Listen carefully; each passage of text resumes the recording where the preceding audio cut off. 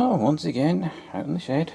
It's cold. It's about 7:30 actual time, 8:30 summertime. I'm not going to be working on this Ryobi because yesterday, as luck would have it, my neighbour was having to clear out of stuff in his garden, in his yard. Yeah. He actually had a proper Ryobi Expand It branded hedge trimmer attachment. Yeah, so kind of negating the need to fix that, but I'm still going to. Also negating the need to fix that, but that I have made a decision on. I am going to try and fix it. Whether I actually fix it is anyone's guess. But for today, I'm just going to be opening this up because it has been outside for the best part of a year, and well, yeah, moss has started growing on it. So, yep, lots of screws to undo. Some of them quite rusty looking. So, yeah. So that's hedge trimmer number 3, sort of. Anyway, let's get on with it. Right, so, yesterday I was out in my other shed out in the yard, decrapping it, because I'm going to try and get it moved out into this garden sometime this year. And yeah, my neighbour had cleared out a load of stuff from his yard, and I happened to notice the top end of an attachment for something. It wasn't this, it was actually the strimmer head, which was supposed to be with this kit. But unfortunately the bearing in that on the head had locked up tight because it's full of water. But this was still here. I mean, you can see that's the proper Ryobi Expand It thing. Is it Ryobi? Yeah. Expand It, courtesy of Ryobi Technologies. So, genuine Ryobi product to go with my genuine 4-stroke Ryobi. So, what kind of screws does this use? Well, looking on here, once again it's some star-shaped things, so I'm going to have to dig out my green multi-bit set. So, on the underside it's just bog standard crosshead. Right, I should be able to peel it apart now.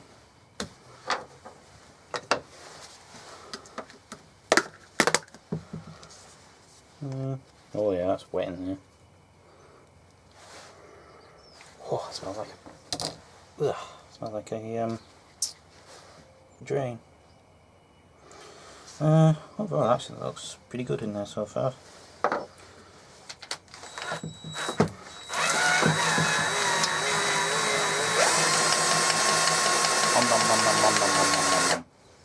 So it does turn, so it's not seized up. Oh, that smell! Bloody hell! I'm not kidding. It stinks. Got a dodgy looking bearing there. So there, this all should just lift out. In theory. We all know how theories go. So I need to undo them too. Yeah. So there's the rather nastified grease, and probably where the source of the smell is. Oh, yeah. And you can see there's water flowing about in there. Tip it over. Yummy. Good job, I've got plenty of grease. So it turns out the moss that's growing on there isn't actually moss, it's just green shit growing on a fibre crap stopper. So that just sits on the end there to stop stuff getting in. Obviously it wasn't enough to stop mould and water getting in. So, I think first off I need to start wiping off water. Is that a gasket? Yes it is. Or, first off, I should start peeling off gaskets. Then I'll start wiping off the water. Good job there's no smell-o-vision yet. I mean, if you want to experience the effect, just undo the drain under your sink and stick your nose in there and just have a good old whiff. It's like that. Ew. Yeah, that stinks as well. Looks like you completely filled that cavity up. I'm sure there's much easier ways of doing this, especially if you've got a garage with one of them parts washer things in it. This part is moving. It is coming off. Come on, there we go. That's 2. What's that? That's just a spacer. And the bearings are pressed on and probably not going to come off without a fight. Yeah, I've been watching that Musty One fella and I keep looking at the camera and I just realised that's what he's doing every time he's like looking at the camera. He's making sure that he's still in shot. You can see where it's got a load of rust in there. That's probably just rusty grease that's built up, so not too much of a problem, but still not good. But yes, on the subject of my other shed, there's a very good reason why I haven't done videos out there since, well, was it not last year or the year before? Well, apart from the fact that I got access to this shed, my other shed, it just got filled up with crap, and it also leaks just as bad as this shed, except being in a smaller shed, and the fact that I lined it with card on the walls, it became very mouldy and very horrible. So a lot of stuff is actually getting thrown out because it is ruined. So that's coming apart soon. I'm ripping off all the card I put up on the walls, and at some point, maybe next month after, I'm probably just going to start pulling screws out and pulling it apart and bringing it out to the garden where I have the gravel patch, because I'm going to build it up on there, and it's out in the garden where it's peaceful. You know, I like coming out here because there's nothing better than just being able to sit in a shed. If I go silent for a second, all you can hear is the birds. Now, back onto the topic of this. Let's got that out. Yeah, I'm hoping that's just surface stuff from the outside and not the balls on the inside. I'm turning it, that doesn't feel good, because I'm turning that and it's like, just hold it up to the camera.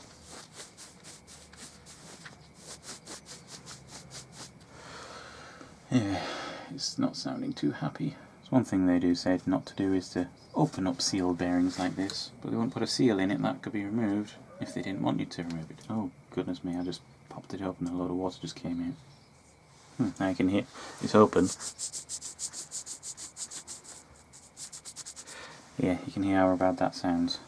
Anyway, that's all the good stuff out. Time to get the stinky stuff out. Look how gorgeous and yellow that stuff is. And boy, am I going to have a petrol hangover tomorrow. Woo-wee! Yeah. Yeah.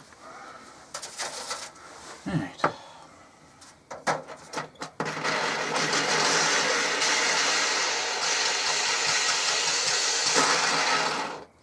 It does sound like there's still some little bits in there, so I'm just going to clean off some more gook, make sure it's not just coming in off the outside of it. And overall that now sounds better. There's still some lumpies, but overall I don't think I'm going to get any better than that. So I can dry off over there. Now, as for these, do I want to try and pull those open or not? Considering they feel alright, they don't feel bad.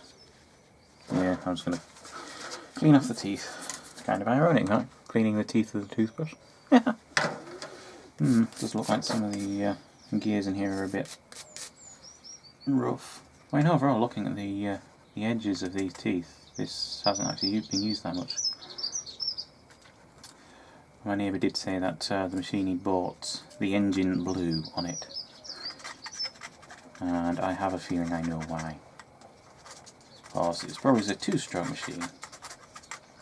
And he probably didn't read the instructions because I know what he's like. So it probably was a good Ryobi engine. Because apparently he bought it brand new. It was still in the box in the shed for a few years. And yeah. An unfortunate end to a reasonably good machine. And by reasonably good I mean like in comparison to some of the Chinese crap you get these days. So that's going to go onto the pile over in the corner to evaporate. We can see that the grease that they'd used in there was actually blue. That's both of the bearing seals for that iffy bearing sorted out.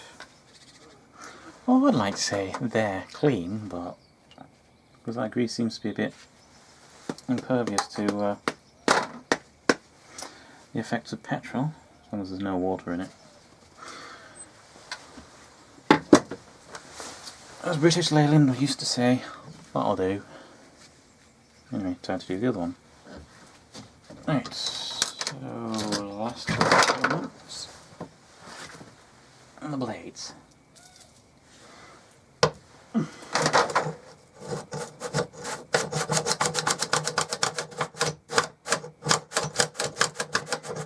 Yeah, that'll do. That'll do, pig, that'll do. Right, so I need to lube up this bearing. I mean, now it's dried off and been spinning up quite harsh. That still seems like a good bearing. I won't say it's perfect, but for an accessory for something, it's alright, it'll do. And just a case of pack it in there. Let's see, that's one side reasonably filled. And smush that on there. Also doing this will have the effect of pushing more grease through to the other side. As you can see, it's squelched through, and already it's feeling nice and greasy. Actually, the amount of grease I've just put in there, I think that should do it, really. I'd say job's a reasonable one, as opposed to job's a good one. So, yeah. Now it's all greased up. It's fairly stiff, but as it heats up it'll loosen up, and probably some grease will push its way out. And any chunky bits that are still inside, because I still feel something going they'll probably either smooth out and break up, or it'll trash the bearing. Who cares? It's free. I need to start thinking about putting stuff back together. So, here's where I've completely and utterly forgotten how it all goes together. This is the joy of reassembling things, is trying to remember what you did, especially when you've been inhaling a lot of petrol fumes and your brain is like elsewhere. This is another one of them tools that you really should have in your toolkit. A set of really cheap bushes even. Because even though they're really crappy on your teeth, they're really good for cleaning stuff. I just realised I put the blades on upside down. Boom. Let's try again. So, now it's on the right way around. Put on a glop of that. And a glop of that. So over time this will all work its way around. Wait, there's a hair in my grease. Okay, now that goes in there. Yeah, you can see how the as I turn that, the grease is kind of evenly spreading out. And time to close her up.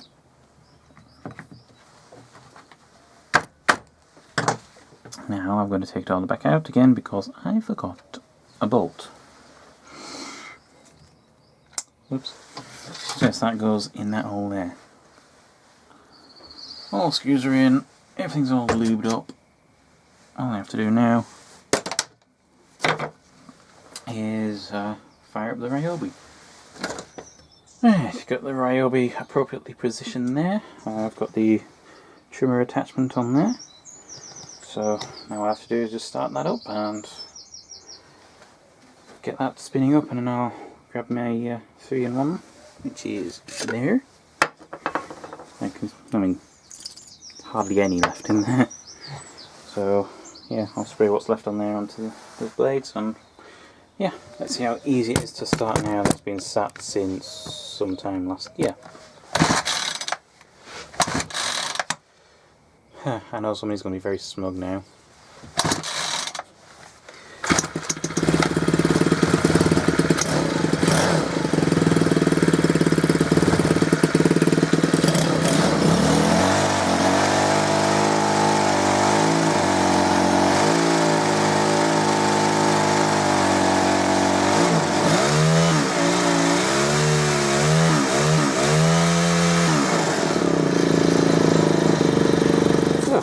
Have it. That's all lubed up.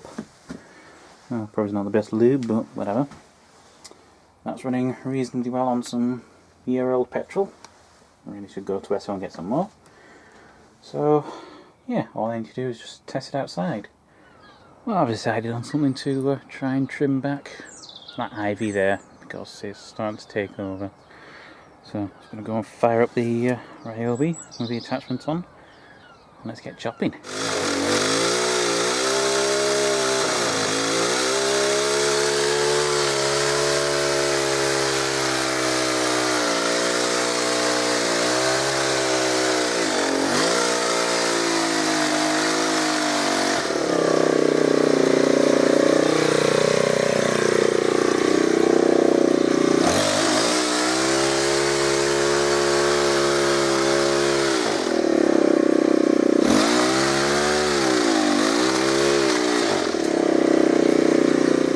I'd say that works.